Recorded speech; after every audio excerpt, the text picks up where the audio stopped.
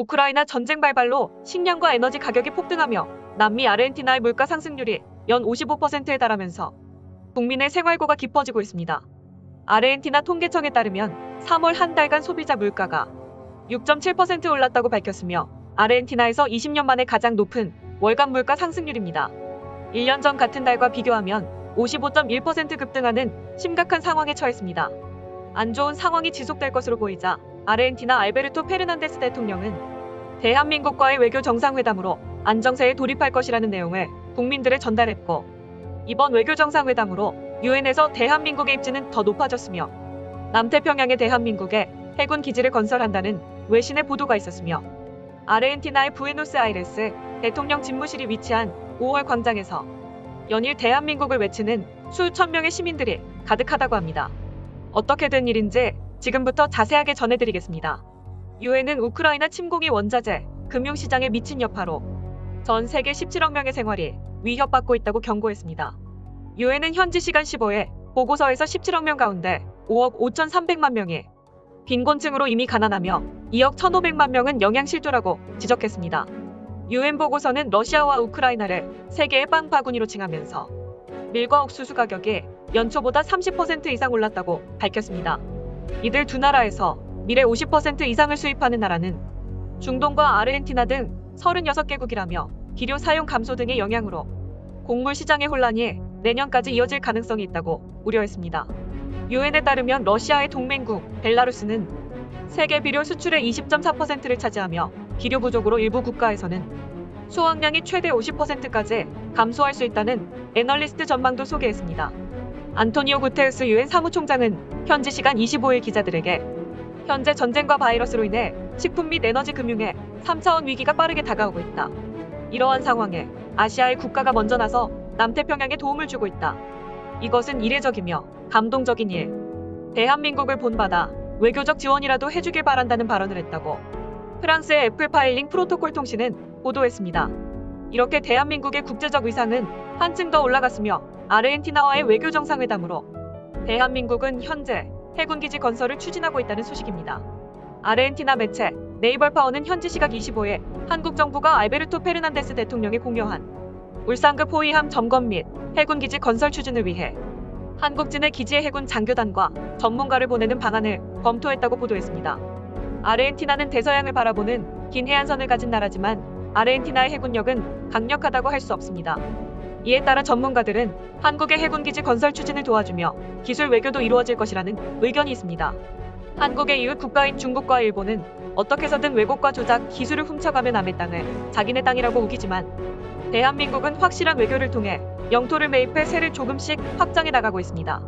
현재 남태평양에 대한민국의 해군 기지가 건설될 것이라는 소식에 중국 시진핑 국가주석은 현지 시간 21일 중국도 아르헨티나의 차관을 빌려주며 해군력에 도움될 전력을 보강하겠다는 입장을 밝혔습니다. 우크라이나 전쟁 과정에서 거론해온 자국 입장에 바탕한 글로벌 안보 구상을 제기하며 시 주석은 이날 중국 남부 하이난성에서 열린 보아오 포럼 연설에서 중국은 글로벌 안보 구상을 제안하길 원한다며 주권 존중과 영토 보전, 내정 불간섭, 각국의 합리적 안보 우려 존중, 냉전 사고 및 일방주의 반대, 안보 불가분 원칙 견지 등을 거론하며 대화와 협상을 통한 평화적 방식으로 아르헨티나의 해군 기지 설립을 추진할 것이라고 밝혔지만 아르헨티나 알베르토 페르난데스 대통령은 대한민국과 단독 외교, 중국 정부가 끼어들 일 아니다며 아르헨티나 위급한 상황인 건 맞지만 외교적 결례범할 수 없어 대한민국은 우리가 힘들 때 도움 준 국가, 중국의 차관을 빌려준다는 말에 고맙지만 아르헨티나 대한민국의 우방국으로 성장할 것이라는 발언을 했다고 아르헨 현지 매체는 보도했습니다. 이어서 알프레도 카를로스 바스쿠 주한 아르헨티나 대사는 오는 5월에 있을 자국의 행사에 대한민국의 대통령 당선인을 단독으로 초대하며 품질 좋은 아르헨티나산 소고기를 한국에서도 맛볼 수 있는 날이 왔으면 좋겠지만 그렇다고 두 나라의 경제 협력에 소고기나 김치에 머물 이유는 없다. 수소경제와 기후변화 대응, 지하자원 등 아르헨티나는 대한민국에 협력할 수 있는 분야가 매우 많다라고 전했습니다. 아르헨티나는 구리와 마그네슘, 알루미늄, 우라늄 등 한국이 필요한 지하자원을 많이 가지고 있습니다. 한국과 개별 FTA를 체결한 칠레에도 천연자원이 많지만 칠레에 있는 것은 아르헨티나에도 있습니다. 안데스 산맥이 두 나라에 걸쳐 있어 지질 구조가 비슷하기 때문입니다. 칠레가 수출을 오래 했지만 아르헨티나 쪽 안데스는 자원 개발이 거의 이뤄지지 않았으며 이것의 잠재력은 대한민국의 핵발전에 큰 기여를 토할 것이라는 전문가들의 입장입니다. 아르헨티나는 태양광, 풍력 등 신재생 발전에 적합한 자연환경을 보유해 그린 수소 사업에 매우 유리한 국가로 꼽히고 있습니다. 전기차 배터리의 핵심 소재 중 하나인 리튬의 경우 매장량 기준 세계 4위, 생산량 기준으로는 3위에 있습니다. 이와 관련해 포스코 그룹은 아르헨티나에 리튬 공장을 설립과 양극재 생산을 추진 중에 있었는데 대한민국 정부의 외교적 대성공에 힘입어 아르헨티나 정부에서 흔쾌히 포스코의 계획을 수락했다는 현지 보도가 있었으며 포스코 그룹은 지난주 아르헨티나 리튬 연호 공장의 첫 삽을 떴다고 전했습니다. 이경섭 포스코홀딩스 2차 전지 소재 사업 추진단장은 아르헨티나 지방정부로부터 전폭적인 지원을 약속받아 큰 무리 없이 연내 2단계 리튬 생산 공장까지 착공할 수 있을 것으로 보고 있다고 밝혔습니다. 이 밖에도 급지 개발에도 힘을 합칠 수 있으며 세계 최대의 지하수 지대인 과라니는 아르헨티나 북서부와 브라질, 우루과이, 파라과이 등 4개국에 걸쳐 있습니다.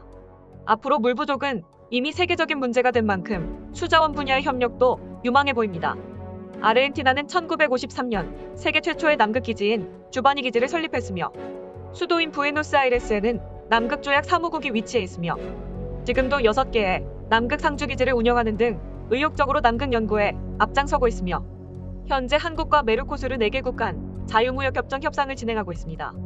아르헨티나, 브라질, 파라과이, 우루과이와 공동협상 체결을 추진하는 만큼 다른 중남미 개별 국가와 비교할 수 없을 만큼의 시장 규모로 앞으로는 아르헨티나뿐 아니라 중남미가 주목받는 시대가 올 것이며 한국도 중남미 시장에서 큰 경제적 성장이 있을 겁니다. 한국이 필요로 하는 모든 것은 중남미 시장에서 얻을 수 있습니다. 산업부에 따르면 중남미는 인구 6억 4천만 명, 경제 규모 5조 8천억 달러로 전 세계 국내 총생산 GDP의 6.7%를 차지하는 신흥 경제지역입니다. 한국의 전통적인 무역 흑자 지역이기도 합니다. 대한민국과 아르헨티나 지리적으로 거리가 멀지만 이것은 극복할 수 있는 문제이며 아르헨티나는 개방도가 매우 높은 나라이며 현재 대한민국에 투자라면 무조건 계약을 체결하겠다는 강한 의지를 보이고 있습니다. 한국 기업들이 아르헨티나 시장에서 중국이나 일본과 경쟁할 경우 승산이 있을까 하시는 분들도 계실 겁니다.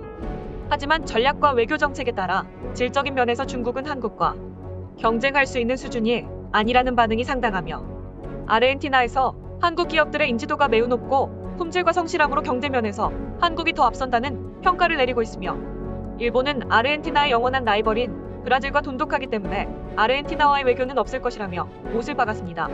전 세계적으로 뻗어가고 있는 대한민국의 위상, 이렇게 자랑스러울 수가 없습니다. 반도뉴스 여기서 이만 마치겠습니다.